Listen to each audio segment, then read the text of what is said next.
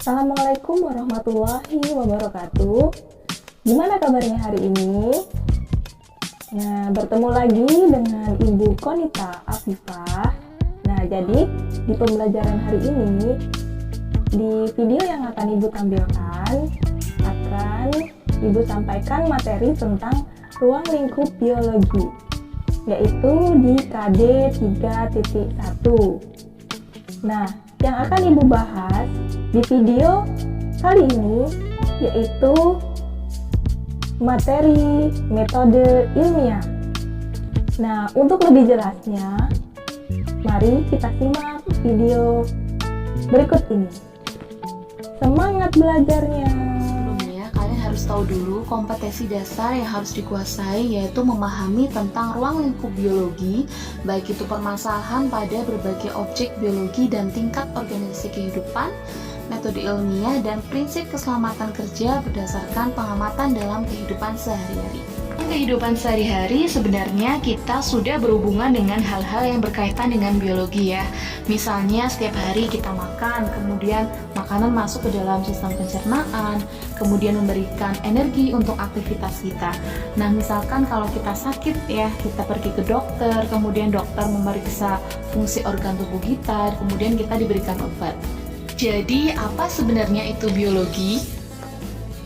Biologi berasal dari bahasa Yunani yaitu bios artinya hidup dan logos yaitu ilmu. Jadi biologi adalah ilmu yang mempelajari tentang makhluk hidup. Dengan menggali biologi lebih jauh, pastinya kita akan mampu memahami makhluk hidup dan memanfaatkannya untuk kehidupan yang lebih baik. Sebagai bagian dari sains, biologi memiliki ciri-ciri yaitu yang pertama adalah konkret. Artinya adalah objek yang dipelajari bersifat nyata. Nah, misalnya biologi itu mempelajari tentang makhluk hidup ataupun makhluk yang pernah hidup termasuk juga fosil, serta mempelajari bagaimana cara memandang objek tersebut ya, seperti misalkan struktur, fungsi, dan interaksi antar makhluk hidup. Yang kedua yaitu logis, artinya ilmu biologi itu dapat diterima oleh nalar kita, sehingga biologi tidak mungkin ya mempelajari tentang hal-hal yang bersifat tahayul. Yang ketiga yaitu objektif, artinya hasil kajian biologi didasarkan atas data-data dan tanpa pengaruh pendapat atau pandangan pribadi. Kemudian universal, artinya adalah teori yang dihasilkan itu berlaku secara umum. Kemudian bersifat sistematik yang artinya menggunakan langkah-langkah urut dan bersifat baku sesuai dengan metode ilmiah. Dan yang terakhir yaitu empiris yang artinya bahwa biologi dapat dibuktikan dengan pengamatan, penelitian, ataupun eksperimen. Untuk mendapatkan produk ilmiah seperti prinsip, konsep, fakta, teori, hukum, perlu melalui langkah-langkah sistematis yang disebut metode ilmiah. Langkah pertama adalah merumuskan masalah. Masalah dapat ditemukan dari kejadian yang terjadi berulang maupun kejadian menarik yang menimbulkan pertanyaan mengapa kejadian tersebut dapat terjadi. Perumusan masalah biasa menggunakan kalimat tanya. Langkah yang kedua adalah observasi atau pengamatan. Observasi dapat dilakukan dengan mengamati objek secara langsung, melakukan wawancara dengan pakar atau orang yang berkaitan, maupun dengan mempelajari hasil penelitian sejenis. Langkah yang ketiga adalah menyusun hipotesis. Dari hasil pengamatan yang dilakukan, maka peneliti dapat merumuskan jawaban sementara. Hipotesis adalah jawaban sementara dari suatu masalah yang masih bersifat praduga, karena masih harus diuji kebenarannya melalui data hasil eksperimen. Langkah yang keempat adalah eksperimen atau penelitian. Dalam melakukan penelitian, perlu diketahui variabel penelitian sehingga didapatkan hasil penelitian yang valid dan sesuai dengan yang diharapkan. Variabel penelitian terdiri dari variabel bebas, variabel terikat, dan variabel kontrol.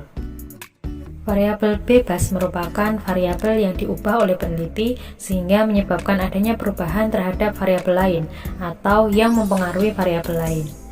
Variabel terikat merupakan variabel yang diukur dalam penelitian, di mana perubahannya disebabkan oleh berubahnya variabel bebas. Variabel kontrol merupakan variabel yang dikondisikan sehingga perubahan pada variabel terikat hanya disebabkan oleh variabel bebas saja.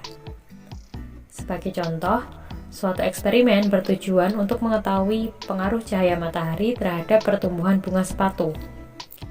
Karena di sini yang memberikan pengaruh adalah cahaya matahari, maka variabel bebasnya adalah cahaya matahari. Kemudian, yang diukur adalah pertumbuhan bunga sepatu, maka variabel terikatnya adalah pertumbuhan bunga sepatu. Dapat diukur dari tinggi tumbuhan misalnya. Kemudian variabel kontrol yang harus dibuat sama agar yang mempengaruhi pertumbuhan bunga sepatu hanya cahaya matahari, antara lain bisa jenis tanah, pupuk, ataupun volume air penyiraman. Langkah yang kelima adalah analisis data. Data hasil eksperimen kemudian diolah lagi agar menjadi lebih sistematis. Data ini bisa disajikan dalam bentuk tabel, grafik, maupun diagram. Karena perkembangan teknologi yang semakin canggih, bisa juga menggunakan program komputer. Langkah yang keenam adalah menarik kesimpulan. Kesimpulan didapat dari hasil analisis data eksperimen dan pengujian hipotesis. Apabila kesimpulan yang didapat sesuai dengan hipotesis, maka hipotesis diterima. Sedangkan apabila kesimpulan yang didapat tidak sesuai dengan hipotesis, maka hipotesis ditolak. Yang terakhir adalah publikasi. Publikasi berarti menginformasikan kepada khalayak ramai tentang hasil penelitian yang telah dilaksanakan. Publikasi dapat dilakukan dengan menyusun laporan hasil penelitian maupun menerbitkannya dalam jurnal ilmiah.